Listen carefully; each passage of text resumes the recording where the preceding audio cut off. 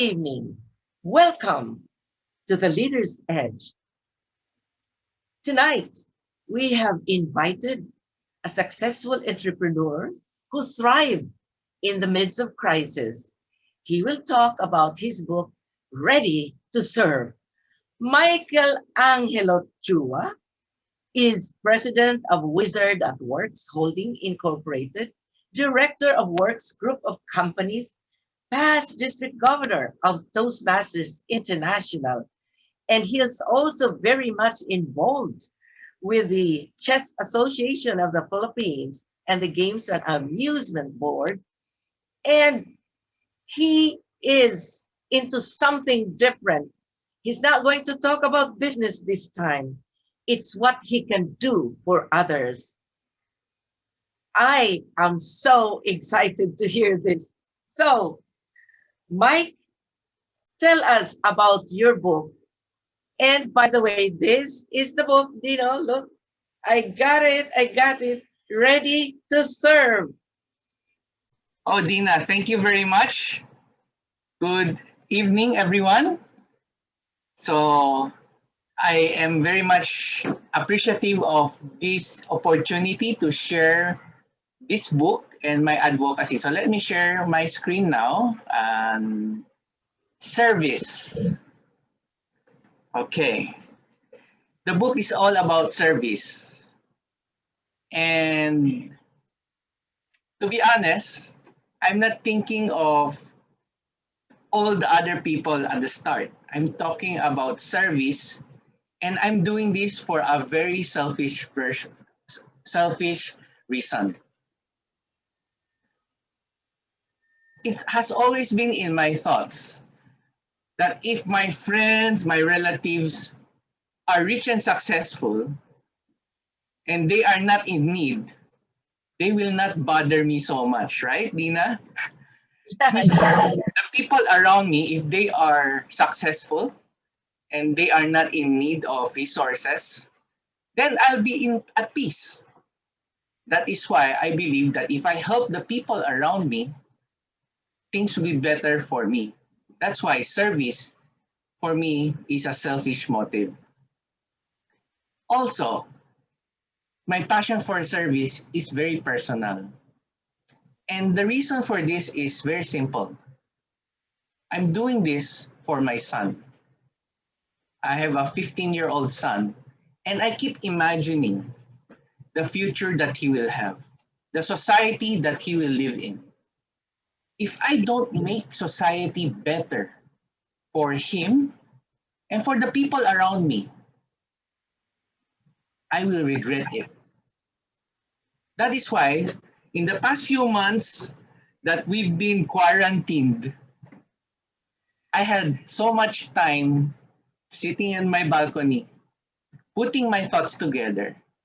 And finally, I had the opportunity to put everything down in this book, Ready to Serve. Okay. The Ready to Serve has this page, and I'd like to share with you this idea that when we want to help others, we must first equip ourselves. Because there are so many people that I know that want to help other people. They give money left and right. They try to put up foundations, and yet they do not see or they do not maximize their efforts and their resources. In helping, they do not see the results.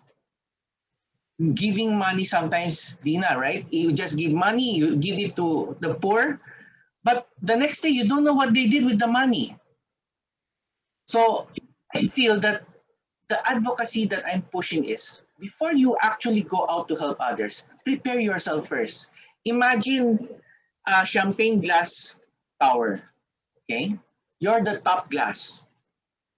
You need to fill yourself first. You need to equip yourself first. You need to make yourself better first so that you will be able to overflow to help the people around you, the next set of glasses, so that when they get filled, they can look up to you and then they can continue overflowing and helping others as well.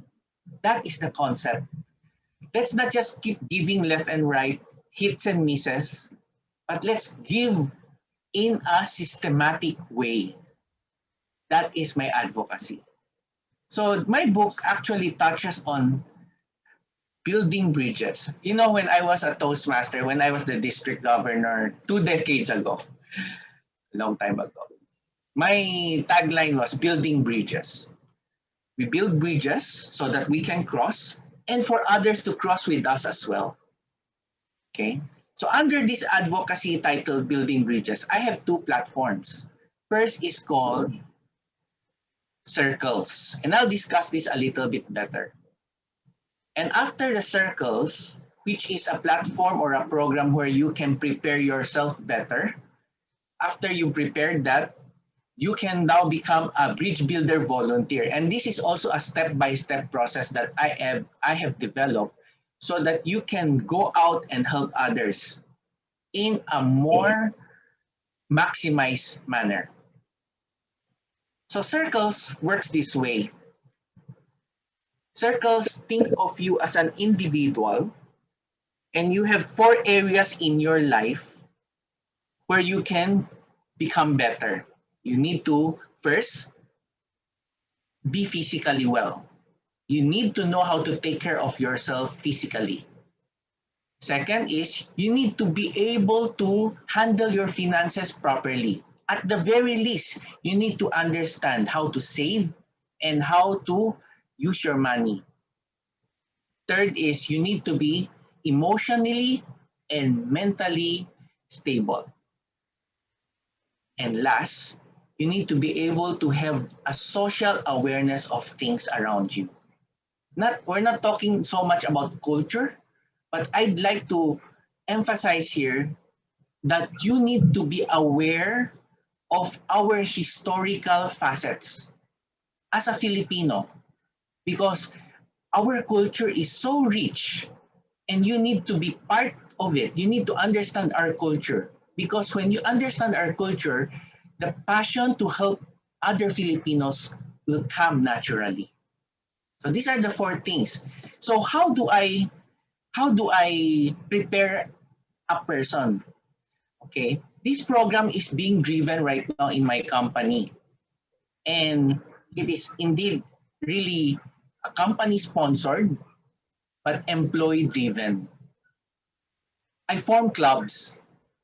Our LMD in the organization actually focuses more on upskilling, soft skills, technical skills.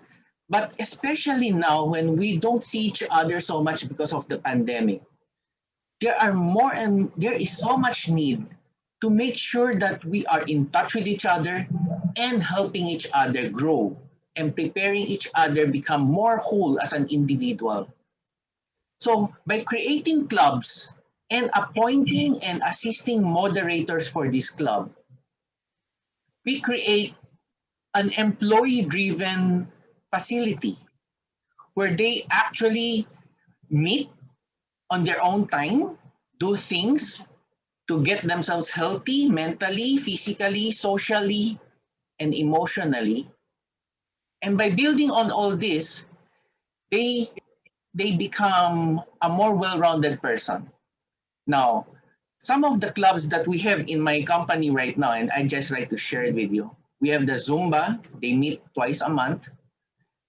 We have a virtual running club. It's a platform where they actually run on their own, but they come to meet on a club basis and meet on a regular basis to talk about what their achievements are. This is a fun one because they actually run with a zombies platform. They're being chased by zombies. They have to collect supplies, and then they have to build up a base. Okay, so fun while learning. Here, my company, accounting and finance people share tips and tricks on how they can become millionaires in the future. I have a friend who's helping out doing yoga and mindfulness programs. We have an online chess club, okay, because chess prepares an employee mentally. We have a singing club. So, and then we have a Philippine Tours virtual edition. I have one curator who actually sets up a club meeting and brings the employees out to certain areas. For example, their first visit, a virtual tour, is Fort Santiago. And by sharing ideas, trips on what happened or what the historical landmarks are in Fort Santiago, helps develop a sense of patriotism and nationalism. Okay? Because when you have employees coming from all over the Philippines, not all of them have had the opportunity to actually visit Fort Santiago, which I think is a very important landmark. They'll visit other places as well in other sessions. So what do we do here? The clubs, when they meet, the moderators set up attendance, set up engagement standards. And every time the employee meets these standards, they are given badges and recognition. So that when the employees complete the recognition for all the 4 circles, they become a circle certified employee. That way, that is a measurement on my part that they have equipped themselves adequately. And they can go to the next step to start helping others. So I do not ask people to come and help others right away. I make sure that they have these facets first. They're prepared, they're well-rounded, they're well-founded. With that, I now bring them to the next platform, which is the Bridge Builder Volunteer Program.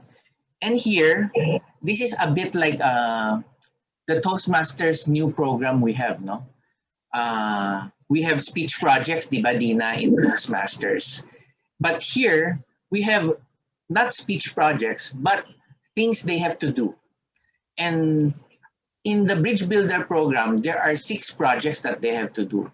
They have to do an awareness program. They have to do an immersion. And then they have to do a mentorship program. And these are things that are recorded and reported and evaluated.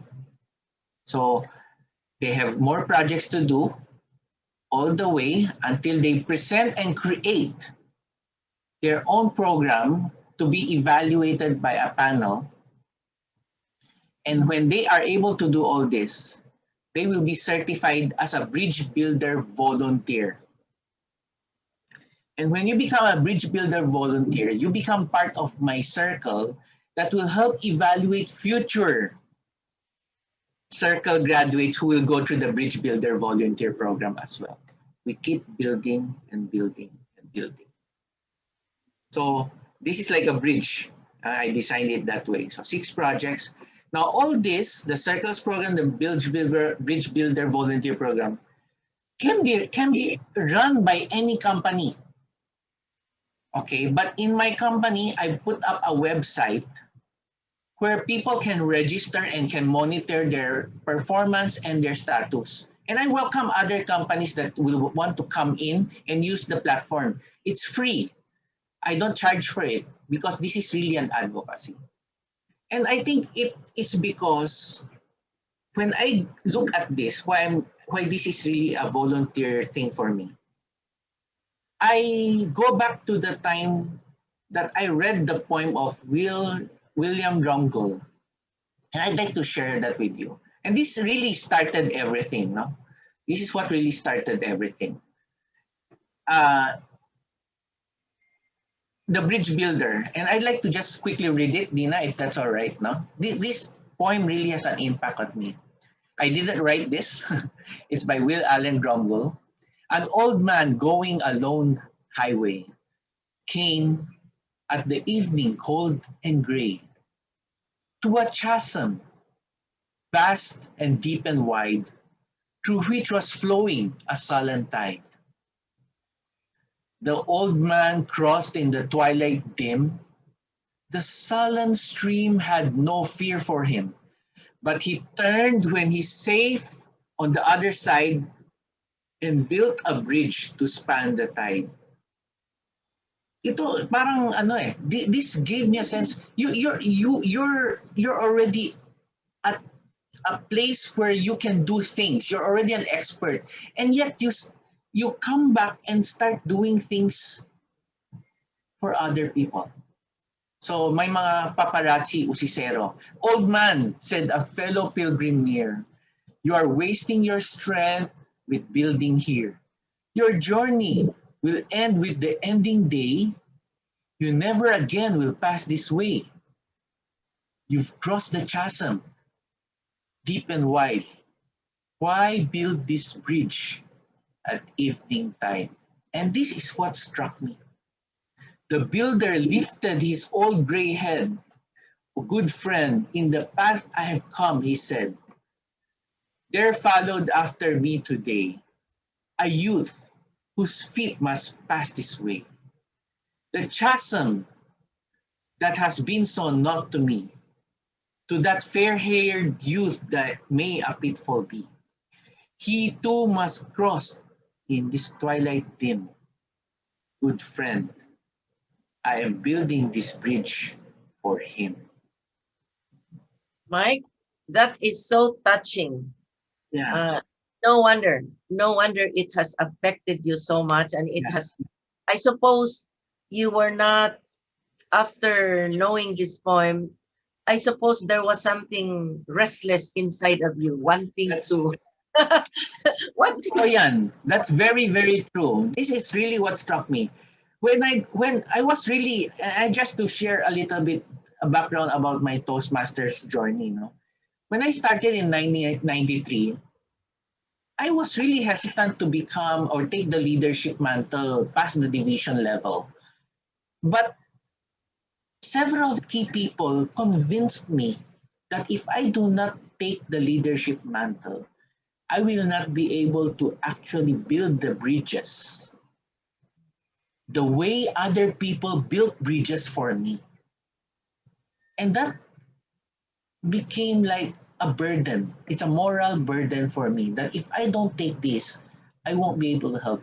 And now I'm nearing my senior years also, Dina. In a few years, I'll be a senior citizen, earning a 20% discount soon. I'm getting to the point that I've gotten to several accomplishments in life, but I'm very restless because I am in need to share this with others. I am in need, and it's really a conviction. That is why that, you know, yeah, Dina, you want to say something? Yeah, so I can see now, because for a time, when I saw all the other activities you had, and then all of a sudden, this ready to serve, I, I was wondering, oh my gosh, he hardly has time for himself, and now this. So I believe it is because you want to make a difference. Yes, yes. Uh, Actually, it's very good if if the viewers can go back to the past episode where I interviewed Dilip, and Dilip was talking about legacy, leadership, legacy as leadership. It actually ties up to this concept as well. I was telling Dilip, past President Dilip, that you want to leave something that will continue on even when you're not around anymore. So you want to leave a difference that will continue to build on its own. And building bridges is that way. It's not a one-time thing. When you build a bridge, build a sturdy bridge so that people can keep on crossing that bridge even when you're not there anymore to take care of the bridge, right? You know what? You know what? I'm just thinking now, Mike. I wish we can clone you, because if we have more people like you, there will be, it will just multiply. So maybe first hundredfold, thousandfold, and you never know because of the way you set up the bridge. So question, because as you very well know, we have clients and we conduct training programs for them, some of them team building and stuff similar, a little bit similar, but yours is very special. I was wondering if if you don't mind, can we actually mention this to them, that there is something that is so laudable, and they can get their people involved, and the Yes. company itself can also get involved. And you create a lot of heroes with this kind of endeavor. Yeah. It's not just you're cloning yourself. That is the intent, really, Dina. In fact, if you look later on when I show you my website URL, because I started this in my company, and I'm sure my HR was questioning why is the website not hosted in the company website. Okay. And this is the very reason, because my intention here is it cannot just be for my company. This is a platform that I want to be in a third party where anybody and everybody has access to. That is why I did not put it in my company's website. I put it in a separate website so that it's not limited. My company is using it, but I want to have other companies use it as well for free. Really, this is an advocacy. It's really for free. I'm not going to charge now and in the future. I'm just gonna keep pushing this. In fact, one of the reasons why I'm going around and engaging in so many talks and just talking about this is just to let people know. And Dina, if you can help bring it out and share to other companies that here is a venue that they can use. They don't have to even register with me. They can just take the concept and build on it. If they don't want to use my platform, that's perfectly fine, and I'll be very happy. Well, Huh? Mike, um, you made a big difference. You're making a difference because you have become a leader, of course, a person who is respected in the business community, and now it's not just, it's way beyond the business community. And I believe that must have also started with your joining the Gawad Kalinga Foundation some Yeah. years back and working so hard with them to build houses, help communities. I am wondering, is there a way by which you can also influence others to take on leadership positions, probably even outside of Toastmasters? Well, initially in Toastmasters, because of course, if they want to learn more, they go through the leadership uh, progression there in Toastmasters. But after Toastmasters, or some people might be too shy, they are not interested in public speaking. Are there ways for you to inspire others to also take up leadership positions? Well, I'm hoping that the Bridge Builder volunteer program will help me identify people that I can personally mentor on a long term. Uh, because I believe that for me to one of the things that I am looking for in a leader, a potential leader, is somebody who has the passion to help society. Okay, you're right when you say that I'm going beyond the business circle right now. It's true that the circles program, the building bridges program, has to be company centered because I need the HR development and involvement here.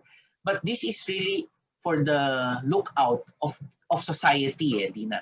Not just the companies, not just the business environment, but society as a whole, the Philippine society in particular. No, again, I go back to being selfish because I am very concerned in the society that my son and my loved one will grow up in.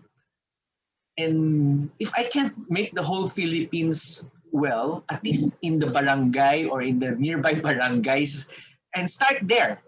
So you're right. We need to identify more and more people, have a multiplier effect, the top glass flowing down, and getting more and more bridge builders in different areas, keeping the multiplication going forward. No, Yes, uh, because, yeah, Mike, I must say that I feel so blessed that you are my friend. I got to know you in Toastmasters because now you have this idea, and you can set the whole nation on fire. So it's very exciting, Mike. And again, I feel so blessed, and I'm so happy that we have the Leaders Edge Forum to bring this out to the open and to the world. This is not just the Philippines. Our viewership is all over the globe now. So I am so happy that you came up with this book because I read it already and I said, "Oh my gosh, yes. It just it just needs some what we call clarity. How to do this? Oh, all right. So there's a step-by-step process and a dedication and a commitment to do it." Yes. So it's sometimes we all have the passion. We just don't have the process. So I'm marrying the passion and the process in because we need to actualize the theory and the heart. The heart set, the mindset can be built, but that's only step one. We need to show them the way, the path, different steps to get it done. Mentorship, I believe, will play a big part. We don't need to mentor 100,000 people. We just need to mentor 2, 3 people who will mentor 2, 3 more people who will mentor a few more people, and that will catch fire. Diba? Yeah. Mike, do you have plans of somehow introducing this concept also to the Toastmasters here in the Philippines? Because there are so many clubs already and they can start the ball rolling in their areas. Well, Toastmasters has its own leadership path.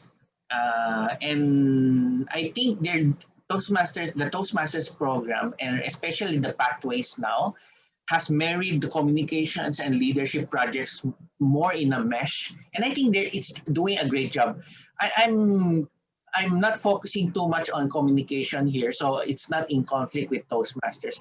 But I don't mind that if there are Toastmasters who will approach me and can work with me, I don't mind in working on this area as well. But I will not. This does not duplicate or replace what Toastmasters program is doing. Oh, all right. In other words, it will go with individuals, I suppose. Yes, this is more of individual with focus on companies first. Okay, so I'm actually pushing this to HR departments. Okay, so recently I gave a talk in an HR community sa Calabarzon. So this is really pushing it out to the different regions, how they can build up people. All right. So here is a very critical question for you, Yes. Mike. I hope you don't mind if we will also ask you to be a speaker in a corporate corporate organizational forum where you'll be able to bring this out in the open. I'll be honored.